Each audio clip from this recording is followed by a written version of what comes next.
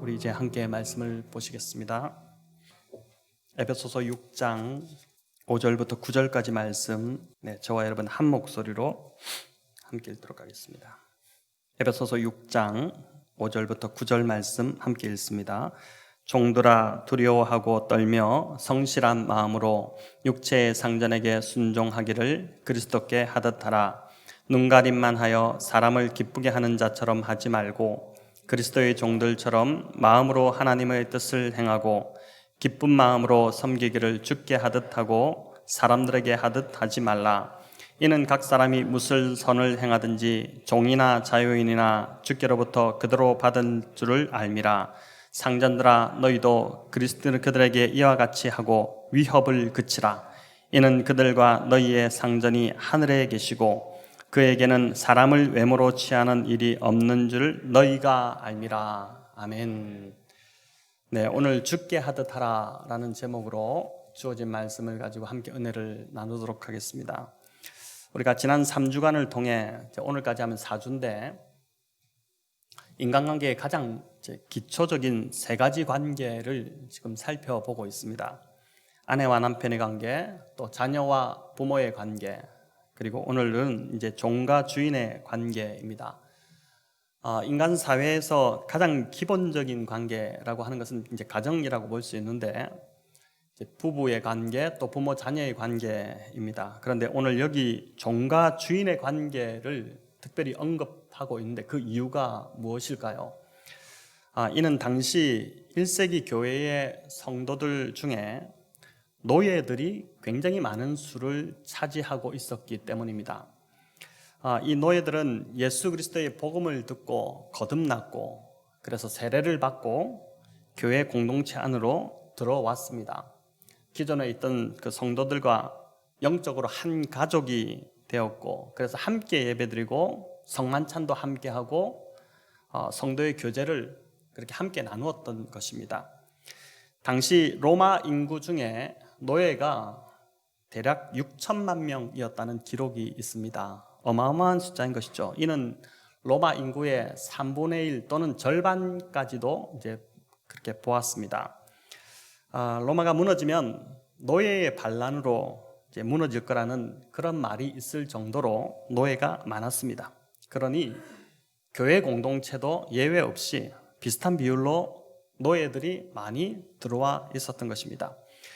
고린도전서 7장 21절에 보면 이렇게 나옵니다. 네가 종으로 있을 때에 부르심을 받았느냐? 염려하지 말라. 그러나 네가 자유롭게 될 수 있거든 그것을 이용하라. 이렇게 나오는데 이 구절과 더불어서 조금 긴 문장으로 사도 바울이 이제 교회 안에 있던 노예들에 대해서 언급을 하고 있습니다.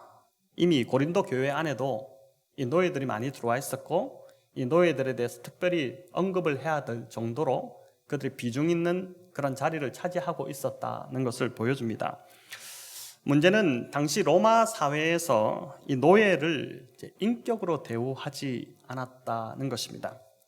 당시 로마 사회에는 집안에 물품 목록이라는 것이 있었습니다. 집에 있는 물품들을 정리해두는 일종의 물품 대장 같은 것이었는데 그 목록에 노예가 함께 이렇게 적혀 있었습니다. 심지어 소나 돼지, 마차 이런 것보다도 노예가 더 하위 목록에 적혀 있었던 것입니다. 노예는 인간이 아닌 말 그대로 로마인들이 볼 때는 물품이었습니다. 그러니 노예는 인격적 대우를 전혀 받지 못했던 것이고 구타와 성적 학대, 무시, 멸시 이런 것들은 아주 그냥 일상이었고 병이 들면 죽이든지 또는 그냥 팔아넘기든지 이런 것이 일반적인 그러한 사회였습니다. 자, 이렇게 인간 대접 받지 못하던 노예들이 하나님께서 자신들을 사랑하신다는 그 복음의 메시지를 들었으니 얼마나 참 그들이 위로를 받았겠습니까? 그 메시지를 듣고 교회 안에 들어왔는데 교회 안에서도 전혀 세상에서 받지 못하던 그 따뜻한 대우를 받았으니 교회에 나오는 것이 너무 좋았겠죠. 매주 아마 교회 와서 예배드리고 성도와 함께 교제하는 것이 기다려졌을 것입니다. 문제는 노예를 대하는 당시 사회의 가치와 교회의 가치가 달랐다는 것입니다. 예를 들면 이런 것입니다. 제가 대학 2학년을 마치고 좀 늦게 10월경에 병력 의무를 위해서 군 입대를 했었습니다. 논산훈련소를 마치고 이제 자대 배치를 받았는데 그 첫 주일이 다가온 것입니다.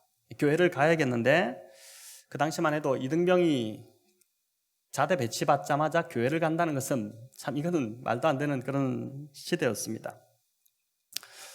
다행히 그때 같은 내무반에 한 병장이 계셨는데 그분이 교회를 가겠다고 해서, 그분이 교회를 열심히 다니시는 분도 아니었는데 어떻게 교회를 가겠다고 해서 이제 저를 데리고 같이 간 것입니다. 제가 처음 교회 나간 주간에 성가대 바로 앞에 이렇게 앉아 있다가 노래를 부르다 보니까 그 목소리를 듣고 이제 성가대 지휘자가 저를 이렇게 딱 발탁을 한 것입니다. 오늘부터 성가대 연습하시고 성가대 앉으시라고 그렇게 했는데, 이등병 이제 갓 자대 배치 받았지 않습니까? 이분이 지휘자가 보니까 눈치가 있다 보니까 옆에 있는 그 병장을 함께 앉혀야지 저를 성가대에 앉히겠다 싶어서 그 병장의 노래 잘하고 못하고에는 상관없고 그냥 그 병장 그분도 성가대에 같이 앉힌 것입니다. 매주일 교회에 있는 동안은 참 너무 좋았습니다. 제가 이제 솔로가 뭔지 아시죠? 이제 솔로로 노래를 혼자 이렇게 이제 부르는 건데 솔로를 주로 많이 했는데, 그러다 보니 그 병장님도 제가 대단한 사람인 줄 알고 이제 교회에서 사람들과 교제할 때는 굉장히 친절하게 인격적으로 그렇게 대해 주었습니다. 그런데 문제는 예배를 마치고 다시 내무반으로 가기만 하면 상황이 달라지는 것입니다. 교회 문화가 아닌 계급 문화로 이렇게 들어가게 되는 것이죠. 그러다 보니까 이 병장님의 태도가 돌변을 하는 것입니다. 교회에서 받던 그런 인격적 대우는 사라졌고 저는 말 그대로 신입 이등병에 불과한 그런 취급을 받았던 것입니다. 1세기 교회 안에 있던 종들이 바로 저와 같은 상황이었다고 보시면 될 것 같습니다. 이런 계층 문화, 차별 문화를 해결하지 않으면 교회의 하나됨을 지켜나가기란 쉽지 않을 것이라고 이제 보았던 것입니다. 그래서 바울이 이 문제를 지금 언급하고 있는 것입니다.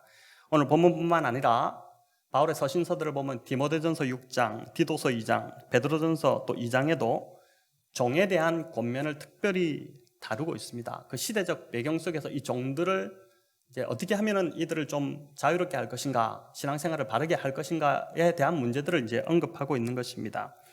자, 이런 구절들에서 중요한 점은 바울이 당시에 이 노예제도, 이 악습이었지 않습니까? 그런데 이 노예제도를 폐지해야 된다고 주장하는 구절이 한 군데도 없다는 것입니다. 종들에게 바울이 데모하라고 하지 않았고 또 평등운동을 위해서 그 평등운동을 펼치라고도 바울이 부추기지 않았습니다. 반면에 바울은 오늘 본문 5절에 보니까 하반절에 육체의 상전에게 순종하기를 그리스도께 하듯 하라, 이렇게 이제 가르칩니다. 상전에게 순종하라는 것입니다.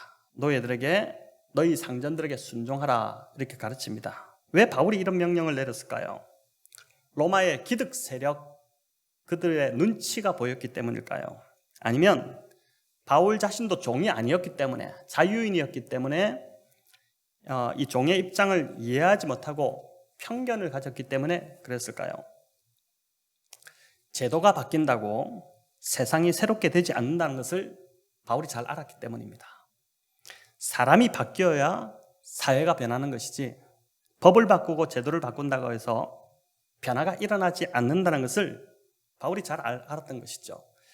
결국 예수의 복음으로 그 가치가 바뀌고 인격이 바뀐, 인격이 변화된 그 한 사람이 가정도 바꾸고 교회도 바꾸고 사회도 변화시키게 되는 것입니다.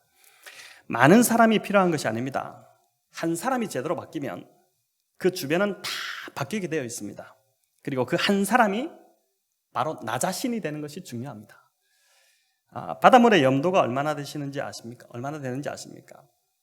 표준 해수의 염분은 3.5%밖에 안 된다고 합니다. 소금이 3.5%만 있어도 그 많은 거대한 바닷물이 부패하지 않고 썩지 않고 그대로 유지되는 것입니다. 이 땅에 진정한 그리스도인이 3%만 있어도 세상은 부패하지 않고 선한 변화가 일어난다는 것입니다. 또 아무리 어두운 곳도 빛이 조금만 들어와도, 이곳에 캄캄히 어두운데 촛불 하나만 켜도 그래도 밝아지는 것처럼 어둠이 물러가지 않습니까? 그래서 주님은 저와 여러분이 소금과 빛으로 이 땅에서 살아야 된다고 말씀하셨습니다. 한국 기독교 역사에서 회자되는 참 아름다운 이야기가 있습니다. 김제에 있는 금산교회 이야기인데, 그 마을 유지로 있던 조덕삼 씨라는 분이 계셨는데, 이분이 선교사님의 전도를 받고 이제 먼저 예수를 믿게 되었습니다. 예수를 믿고 나니까 사람이 변화되니까 그 집에 마부로 있던 종이었죠. 그 종이었던 이자익이라는 종을 교회로 인도하게 되었습니다. 여러분, 오늘 본문과 굉장히 비슷한 이야기입니다. 그런데 수년 후 장로 선거가 교회에서 있었는데 두 사람이 후보로 올라오게 된 것입니다. 둘 다 신앙이 신실한 그리스도인이 된 것이죠. 투표 결과 주인이었던 조덕삼 씨는 떨어지고 종인 이자익 씨가 피택이 되는 일이 교회 안에 일어났습니다. 교회가 중직자를 세울 때 특별히 시험에 들기 쉽고 분쟁이 일어날 소지가 참 많은데, 성도들이 다 긴장하고 있던 그때에 놀랍게도 이 주인이었던 조덕삼 씨가 앞에 나가서 마이크를 잡더니, 이 이자익은 내가 너무나도 잘 아는 사람입니다. 이 사람은 충분히 우리 교회의 장로가 될 그 자격을 갖고 있습니다. 이분을 장로로 세워주십시오. 잘 모셔주십시오. 이렇게 이제 지지 발언을 한 것입니다. 이후 참 스토리가 더 아름다운데, 조덕삼 씨가 후일에 장로가 이어서 장로가 되게 되었고, 이뿐 아니라 이 이자익이라는 자기 집안의 종, 마부였던 이 종의 신앙심을 높이 평가해서 그를 이제 신학교에 보내서 모든 일체의 장학금을 다 지원하고 그를 신학생으로 목사로 키워서 자기 교회 그대로 다시 이제 청빙을 해서 목회자로 평생을 이제 그를 지지한 것입니다. 이자익 목사도 대단하지만 이 조덕삼 장로님이라는 분이 정말 훌륭하신 분입니다. 그래서 한국 교회사에 이분의 이름이 참 높이 평가되고 있는 것입니다. 보고에 의하면은 이 조덕삼 장로님의 자손들, 그 후손들도 다 잘되는 복을 누리고 있다고 합니다. 저희 교회도 앞으로 직분자를 세울 때 이런 참 아름다운 일들이 일어나기를 소망해 봅니다. 오늘 본문은 종에게 하는 권면과 주인에게 하는 권면 두 부분으로 되어 있습니다. 앞에 부부의 권면도 아내에게 하는 권면, 남편에게 하는 권면, 또 부모 자녀도 똑같이 각각의 권면이 있었듯이 오늘 본문도 종에게 하는 권면과 주인에게 하는 권면으로 나뉘는데, 먼저 종들에게 하는 권면을 살펴보겠습니다. 종들이 가져야 될 자세로 첫 번째가 5절에 두려워하고 떨며입니다. 여러분, 이는 주인을 무서워하라, 공포스럽게 여기라, 이런 뜻이 아닙니다. 여기 두려워하고 떤다는 말을 다른 말로 바꾸면은 경외함입니다. 이 말은 하나님을 대할 때 쓰는 단어죠. 존경에서 비롯된 두려움, 이 마음을 주인을 대할 때 가지라, 이렇게 합니다. 어떤 분은 이 말을 들으면 우라가 치밀 수가 있습니다. 바울이 직장 생활을 안 해봤기에 하는 소리라고 할 수 있습니다. 만약 나의 상사를 바울이 겪었다면 절대 이런 소리를 못할 거다. 또 어떻게 상사를 존경에서 비롯된 두려움으로 대할 수 있을까? 이게 가능한 소린가? 이런 생각이 들 수도 있습니다.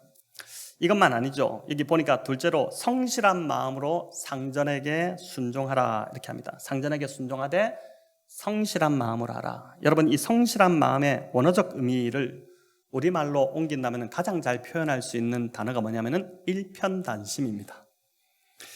무슨 애인도 아니고 상전을 갖다가 일편단심으로 상전에게 순종하는 마음을 가지라고 하는 것일까요?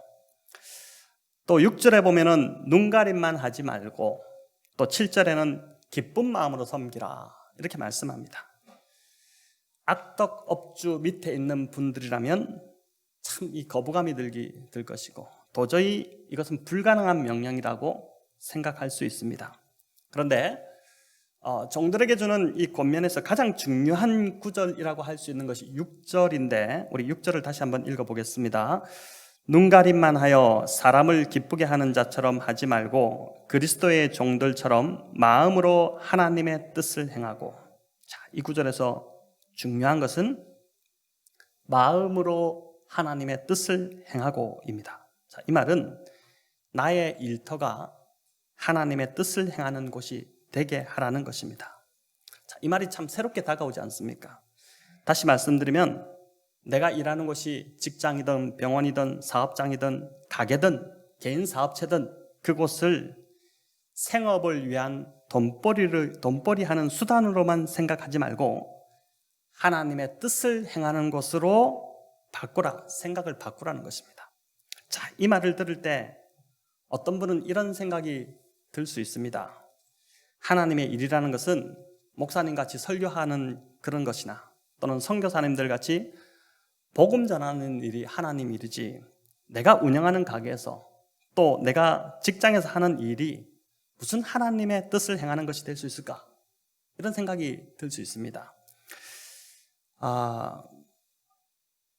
자, 그렇다면 성경이 말하는 하나님의 뜻이라는 것이 과연 무엇일까? 이게 하나님의 뜻을 행하라, 내가 있는 그곳에서 하나님의 뜻을 행하라고 하는데 성경이 말하는 하나님의 뜻이 무엇일까? 마태복음 22장에는 한 율법사가 예수님을 시험하기 위해서 나와서 질문을 하는데 이런 질문이었죠. 선생님, 율법 중에서 가장 큰 계명이 무슨 계명입니까? 이걸 묻게 됩니다. 주님의 대답이 아주 간단했습니다. 쉽고 간단했죠. 하나님을 사랑하고 이웃을 사랑하라. 이것이 가장 큰 계명이다. 이렇게 말씀을 해주셨습니다. 바울도 고린도전서 13장에서 제 아무리 위대한 일을 하고 대단한 믿음을 가지고 대단한 능력을 행한다 할지라도 뭐가 없으면요? 사랑이 없으면 아무것도 아니다. 사랑이 없으면 아무 유익이 없다. 그렇게 이제 말씀하지 않았습니까? 하나님의 뜻이라는 것은 거창하고 위대한 업적을 남기는 것이 아니라 내 삶의 자리에서 하나님을 사랑하는 것, 그리고 내 주변 사람들을 깊이 사랑하는 것, 그것이 하나님이 가장 기뻐하시는 하나님의 뜻이라는 것입니다. 이웃을 사랑한다는 말은 쉽게 표현하면은 이웃을 복되게 하는 것입니다. 내가 하는 일을 통해서 또 나의 말 한마디, 나의 표정, 또 배려하는 행동 하나로 인해서 내 주변 사람들이 행복해지고 그 삶이 윤택해진다면, 또 그 사람이 사랑받는다는 느낌을 받는다면 그것이 곧 하나님의 뜻을 행하는 것이 된다는 것이죠. 하나님께서 보시는 것은 어떤 직업을 가지고 있느냐, 어떤 좋은 직업을 가지고 있느냐, 또 어떤 대단한 일을 하느냐가 중요한 것이 아니라 그 일을 어떤 마음으로 또 어떤 자세로 임하느냐, 이것입니다. 이게 성경적인 것이죠. 종교개혁자 칼빈도 비슷한 말을 남겼는데 우리 화면을 한번 보시면은 이렇게 되어 있습니다. 그 직업이 우리를 직접적으로 죄짓게 하는 것이 아니라면 직업 자체가 직업의 거룩성을 결정하지 않는다. 중요한 것은 그 직업에 임하는 동기와 태도와 목적이 직업의 거룩함을 결정한다. 이렇게 이제 이야기했습니다. 여러분, 백세 인생 이제 이 김영석 교수님 책 중에 삶의 한가운데 영혼의 길을 찾아서라는 책이 있습니다. 이 책이 이제 크리스천들뿐만 아니라 일반 대중들을 위해서 이제 쓰신 책인데, 이 책에 김 교수님께서 30대 중반에 연세대 교수로 갔던 그 이야기를 기록해 놓았습니다. 이때가 1950년 중반쯤이었는데, 그래도 그 당시 교수로 가면 먹고 사는 문제, 또 이 자식들 교육시키는 문제는 어느 정도 해결이 되던 때였다고 합니다. 그런데 김영석 교수님은 이제 교수의 봉급, 그 월급을 받으면서도 형편이 정말 어려웠습니다. 그 당시 이제 아들, 딸 가리지 말고 둘만 낳아 잘 기르자, 이게 한참 유행하던 때였는데, 자녀가 이분이 6명이었습니다. 이 아이들이 얼마나 많이 먹었겠습니까? 아이들 크면 클수록 진짜 감당이 안 되도록 먹어치우거든요. 지금은 정부가 표창장도 주고 또 뭐 여러 혜택들도 많이 주지만, 그때는 애가 6이다면 어디 가서 부끄러워서 말도 못하던 그런 때였다고 합니다. 더구나 이북에서 내려온 동생 셋이 이제 자기한테 온 것입니다. 이분한테 온 것이죠. 다 이 동생들이 고등학교, 대학교 갈 나이였습니다. 또 어머니까지 함께 이제 이북에서 넘어오신 것입니다. 이분이 이북에서 내려오신 분이다 보니까 뭐 가진 게 하나도 없고 정말 맨손으로 시작을 하셨는데 식구들이 10명이나 딸리다 보니까 그걸 책임지기가 참 쉽지 않았던 것이죠. 그래서 이분 안에 갖고 있던 그 당시 생각은 뭐냐면은 어떻게 해서든지 돈을 많이 벌어야 한다. 이 생각 하나밖에 없었습니다. 어떻게 해서든지 돈을 많이 벌자. 그래서 강의를 해달라는 것은 어디든지 가서 그냥 돈만 준다면 가서 강의를 하고 이렇게 했답니다. 그런데 그렇게 돈벌이를 위해서 일을 하다 보니 일도 고달프고 삶이 행복하지가 않았던 것입니다. 이분이 이래서 안 되겠다 싶어서 돈이 아니라 어떤 계기가 있었는데 돈이 아니라 일을 위해서 일해야겠다는 마음을 먹게 되었는데 그러니 삶이 조금 나아지더랍니다. 돈벌이로만 강의할 때는 마음의 여유도 생기지 않았는데 돈벌이가 아니라 정말 일을 위해서 한번 해보자 하니까 마음의 여유가 생기면서 마음의 여유가 생기니까 강의도 더 좀 잘 되기 시작하고 그러니까 더 많은 강의 섭외가 들어오기 시작하면서 돈도 더 많이 벌기 시작하고 이렇게 된 것입니다. 자, 그러던 중에 이분이 1962년에 하버드 대학에서 한 학기, 봄학기를 수강을 할 수 있는 이제 기회를 얻게 되었는데 그때 미국의 유명한 신학자인 라인홀드 리버의 강의를 대가시죠. 이분은 이제 그 강의를 직접 듣게 되었습니다. 대가의 강의 그 한 시간을 그날 들으면서 이분이 가치관이 완전히 이제 직업관이 바뀌어 버렸는데 강의 요지가 이런 것이었습니다. 미국의 젊은이들 그때 미국이 한참 이제 부강해지기 시작할 때지 않습니까? 미국의 젊은이들은 그 선조들로부터 물려받은 이 부요한 유산의 혜택을 누리기만 하면 안 된다. 이제 이 유산을 전 세계 가난한 나라에 나누어 줘야 할 때다. 이제 그 강의를 들은 것이죠. 그러니까 소유를 목적으로만 살면 안 되고 다른 사람을 행복하게 만드는 것, 그게 미국인들의 꿈이 돼야 되고 또 그것이 정신이 돼야 된다. 이런 강의를 그가 이제 들었던 것입니다. 돈을 목적으로 살다가 일을 위해 살았고 이제는 그 강의를 듣고 맞다. 다른 사람의 행복을 위해서 내가 다른 사람을 행복하기 위해서 살아야겠다는 그 참 깨달음을 나이 40에 그분이 참 뒤늦게 깨달았다 이렇게 고백한 것이죠. 그런데 제가 보니까 결코 늦게 깨달은 게 아닌 것 같습니다. 평생을 직장에서 일하면서도 왜 내가 이 일을 해야 하는지 그 이유를 모른 채 퇴직하는 분들이 오늘날 얼마나 많이 있습니까? 김영석 교수님 이야기를 조금 더 드리자면 이분이 한 번은 서울에 있는 모 여자고등학교에 강연을 갔었는데 학교를 들어가 보니까 학교 시설과 건물이 굉장히 잘 지어지고 훌륭하더랍니다. 강의 전에 이제 교장실에서 강사로 왔으니까 교장 선생님과 함께 이제 차를 마셨는데 교장실 한쪽 벽면에 이렇게 보니까 당시 노태우 전 대통령의 액자 사진이 걸려 있고 또 맞은편에는 아주 초라해 보이는 시골 아주머니의 그 사진이 걸려 있었습니다. 사립학교라면은 설립자 사진이겠다 싶은데 공립학교이기 때문에 그런 것도 아닌 것 같고 대통령 사진과 마주보고 있는데 그 사진은 너무 초라하고 화장도 하지 않고 보통 설립자 이러면 화장도 하고 멋있게 근사하게 찍는데 그런 모습도 아니고 아주 초라한 여인, 시골 여인의 모습이 사진에 담겨 있는 게 떡하니 대통령과 마주하고 액자가 걸려 있으니 아주 궁금해진 것이죠. 사진 속 주인공의 사연을 듣는데 참 감동이 몰려왔습니다. 이 여인은 오래전 남편을 여의고 가족, 친지도 없이 홀로 남게 되었습니다. 이분이 홀로 남겨지자 자기 인생도 이렇게 그냥 사라지면 안 되겠다 이런 생각이 들어서 뭔가 뜻깊은 일을 해야겠다는 그런 결심을 한 것입니다. 그리고 또 그런 생각이 있었는데 자신이 평생을 얼마 벌지 모르겠지만 어쨌든 이 버는 자신의 전 재산을 한국의 자기처럼 가난한 딸들을 위해서 그래서 공부하고 싶어도 학교 가고 싶어도 못 가는 그 딸들을 위해서 장학금으로 내어놓자고 한 것이죠. 이분이 평생 돈이 없어서 학교 가지 못하고 하고 싶은 공부를 하지 못한 게 한이 되었던 것입니다. 자, 그 뜻을 정하고 이 여인이 정말 열심히 살았습니다. 열심히 일했는데 하나님께서 참 은혜를 주셨는지 그 노력한 결과가 정말 좋아서 성공을 한 것입니다. 돈을 많이 버는 것이죠. 이분이 마지막 세상을 뜨기 전에 자신의 전 재산을 자신이 품었던 그 뜻대로 교육부에 바치면서 가난한 한국의 딸들을 위해 써달라는 유언을 남기게 됩니다. 교육부가 그 뜻을 받아들여서 세워진 학교가 바로 그 방문한 여자 고등학교였던 것입니다.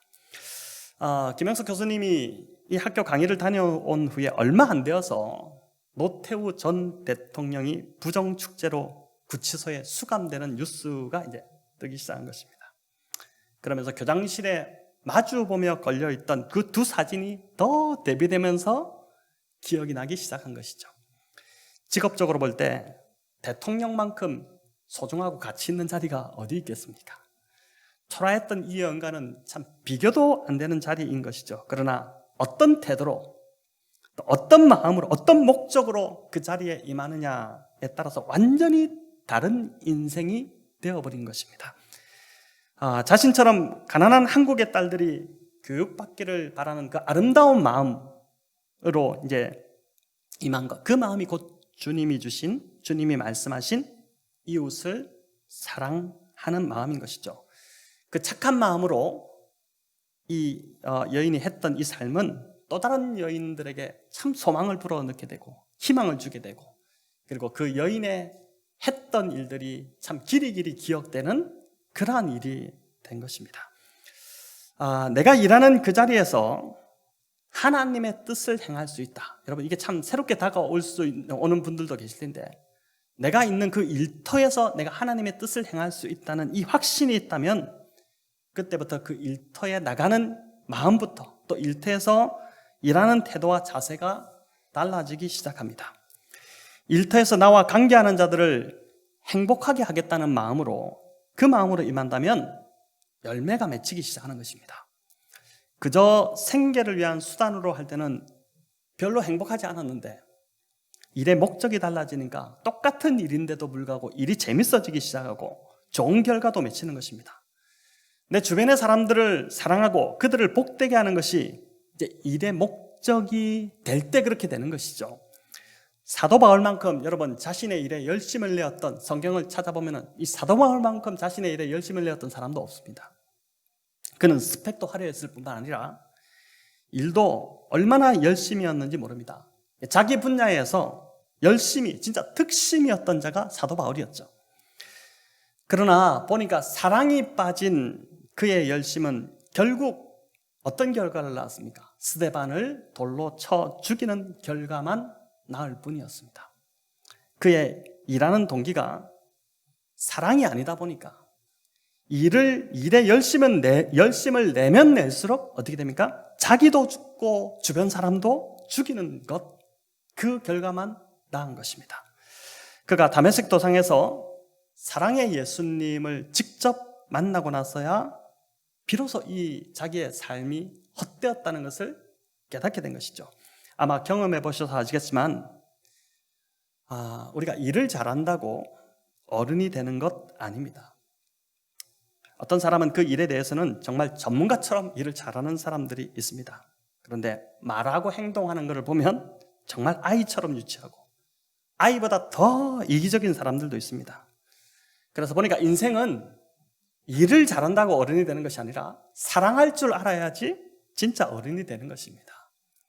오늘 본문에서 1세기의 이 종들도 복음의 가치를 받아들이게 되고 그 복음의 가치로 자기의 생각이 바뀌다 보니까 일을 해야 될 이유가 바뀌기 시작한 것입니다. 그러니까 어떻게 됩니까? 일하는 자세와 태도와 마음 자체가 바뀌기 시작한 것이죠. 그래서 죽게 하듯이 주인에게도 할 수 있었고, 오늘 이 바울의 명령대로 기쁜 마음으로, 진짜 일편단심으로, 이런 마음으로 주인을 대할 수 있었던 것입니다. 이전에는 이 복음을 받아들이기 전에는, 복음으로 자신의 생각과 가치가 바뀌기 전에는 그냥 주인을 눈가림하기 위해서만 그렇게 이제 하기 시작했었는데, 이제는 주인을 진정으로 복되게 하기 위해서 일을 하기 시작하니까 그 착한 마음과 얼굴과 말과 행동 속에서 나타나는 그 마음이 그렇게 그대로 나타나기 시작한 것이죠. 악한 주인조차도 이 종의 착한 변화된 모습을 보고 주인의 그 행동이 부끄러워지기 시작하는, 그래서 도대체 이 종이 왜 이렇게 바뀌었나? 이 사람 안에 있는 것이 도대체 무엇인가? 그러면서 복음에 대해서 궁금해지기 시작하는 일들이 일어난 것입니다. 여러분, 이것이 진짜 변화인 것이죠. 제도를 바꾸고 법을 바꿔야 변화가 일어나는 것이 아니라 복음으로 사람이 바뀌니까 사회가 1세기의 그 로마 사회가 변화되는 일들이 일어나기 시작한 것입니다. 그래서 1세기의 이 그리스도인 종들이 복음을 전하는 굉장히 큰 역할을 감당하게 됩니다. 자기 집 안에서 노예로 살면서 각각 여러 종류의 노예들이 있었겠지만은 어쨌든 그 처한 곳에서 바울이 가르쳐준 이 복음의 가치를 가지고 정말 주인을 대할 때 눈가림하지 않고 순전한 마음으로 일편단심으로 죽게 하듯이 주인을 대하기 시작하니까 이 주인들이 그 종을 보고 복음을 듣고 교회로 돌아오는 일들이 일어나는 그 일들이 이제 1세기에 있었던 것이죠. 자, 이제 8절 말씀이 중요한데 우리 같이 한번 읽어보겠습니다. 이는 각 사람이 무슨 선을 행하든지 종이나 자유인이나 주께로부터 그대로 받을 줄을 알미라. 자, 주께로부터 그대로 받을 줄을 알미라. 무슨 말입니까? 주님께서 내가 선을 행한 것에 대해서 반드시 보상해 주신다는 것입니다. 여기 말하는 선은 상대방에게 유익을 주는 행동입니다. 즉 상대를 복되게 하고 상대를 사랑하는 일입니다. 이 말이 당시의 종들에게는 굉장히 위로로 다가왔을 것입니다. 당시 대부분의 주인들은 종이 뭐 좋은 일 했다고 칭찬 안 합니다. 그렇지 않습니까? 너 당연히 종인데 이렇게 대했죠. 알아주지 않았습니다. 그러나 육신의 주인은 알아주지 않아도 하늘의 진짜 주인이신 하나님께서 다 보고 계시다는 것이고 이 종들의 변화된 착한 마음으로 행하는 그 모든 일들을 그 행위에 대해서 하나님께서 참 주인께서 보상해 주신다는 그런 말씀입니다. 여러분 갈라디아서 6장 9절 10절 우리 같이 한번 읽겠습니다. 우리가 선을 행하되 낙심하지 말지니 포기하지 아니하면 때가 이름에 거두리라. 그러므로 우리는 기회 있는 대로 모든 이에게 착한 일을 하되 더욱 믿음의 가정들에게 할지니라. 아멘. 자, 선을 행했는데도 아무도 알아주지 않는 것 같으면 풀이 죽고 낙심될 수 있습니다. 그러나 이 말씀이 뭐라고 합니까? 낙심하지 말라 이렇게 말씀하죠. 때가 이르면 다 열매를 거두게 되어 있다. 열매 맺게 되어 있다는 것입니다. 그렇기에 기회가 있는 대로 모든 이에게 계속해서 착한 일을 해라. 포기하지 말고 계속해서 이 일을 해라고 하는 것입니다. 이번 성탄절을 맞아 저희가 긍휼 사역을 지금 준비하고 있는데 보니까 부모님께 드리는 선물 박스는 거의 많이 신청하신 것 같습니다. 그런데 주변을 좀 돌아보고 어려운 이웃을 살피어서 그들을 좀 사연을 신청해달라고 하는 것은 지금 아직까지 참 많이 미흡한 것 같습니다. 선을 행할 참 좋은 기회입니다. 그렇죠? 꾸준히 기회가 있는 대로 모든 이에게 착한 일을 하라고 성경이 우리에게 명령하고 있는데 선을 행할 수 있는 너무 좋은 기회를 여러분 흘려버리지 마시고 연말에 바쁘시겠지만은 주님의 마음으로 또 교회가 하나님 주신 마음을 따라서 지금 순종해서 가고 있으니 주변을 좀 더 돌아보시기를 부탁드립니다. 이제 바울의 두 번째 권면인 상전들에게 하는 권면을 간단하게 좀 살펴보겠습니다. 여러분 9절을 같이 읽습니다.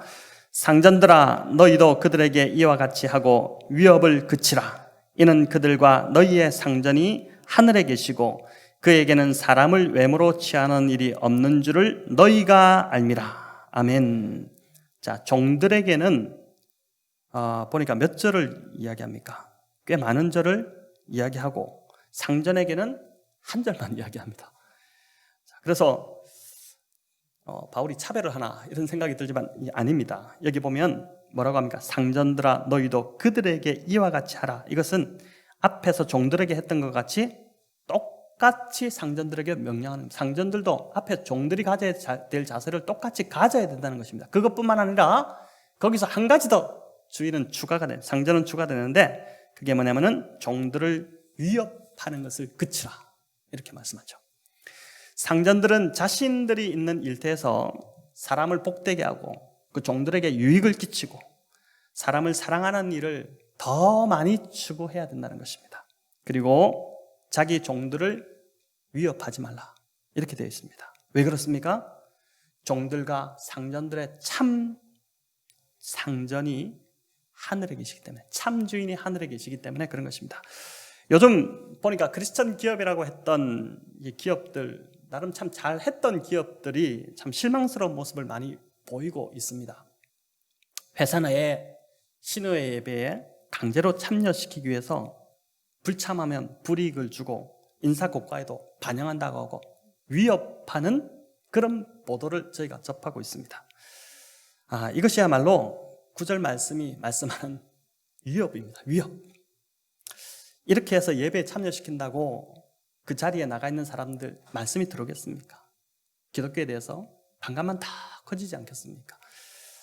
이런 회사들이 연말에 선교 사업에 또 사회 사업에 많은 기금을 내면서 자신들은 기독교 가치, 우리 회사는 기독교 가치를 추구하는 회사다 이렇게 막 자랑을 하지만 차라리 그런 기금 내지 말고 재정을 좀 더 투명하게 운영하고 그 기금으로 직원들 더 존중하고 직원들 복지를 더 챙겨주고 그렇게 하는 것이 진짜 기독교적인 삶인 것이죠. 오늘 성경이 말하는 모습이 바로 그런 모습, 위협을 그치고 더 종들을 잘 대하라고 하는 것입니다.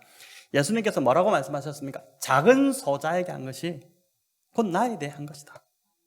그렇게 말씀하셨죠. 작은 자, 약자를 무시하는 것이 결코 기독교적인 삶이 아니라는 것을 우리가 기억해야 할 것입니다. 자, 오늘까지 4주에 걸쳐서 그리스도 예수로 인해 새롭게 된 자가 인간의 가장 기본적인 세 가지 관계에서 어떻게 변해야 되는지를 하나씩 살펴보았습니다. 여러분 이제 좀 어떻게 살아야 될지, 우리의 가치가 어떤 가치를 추구해야 되는지를 그 감이 오기 시작하실 것입니다. 내가 만나고 교제하는 사람들이 나로 인해 행복해지고 유익을 얻고 삶이 나아지도록 돕는 것, 또 사랑으로 행하는 것, 그것이 관계까지 새롭게 된 그리스도인들의 모습입니다. 여러분, 이는 세상 사람들의 가치와 너무 달라도 너무 다릅니다.